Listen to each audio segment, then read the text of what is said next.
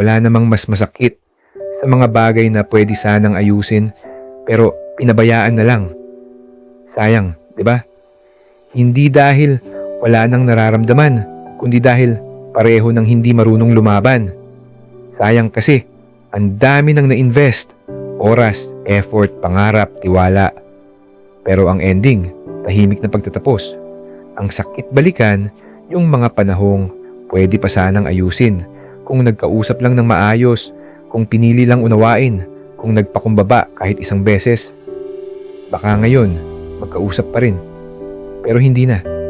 Dahil mas pinili ang pride kaysa sa tao. Mas pinili ang katahimikan kaysa sa katotohanan. At ngayon, ang naiwan na lang, regret. Hindi dahil hindi minahal, kundi dahil hindi pinaglaban hanggang dulo. May mga tao talagang dadaan sa buhay para ipaalala na minsan huli na ang lahat kapag saka pa lang sineryoso. Sayang yung pwede sana, pero mas sayang kung hindi matututo mula rito. Comment mo sa baba. Ano yung pinakamasakit na sayang sa buhay mo?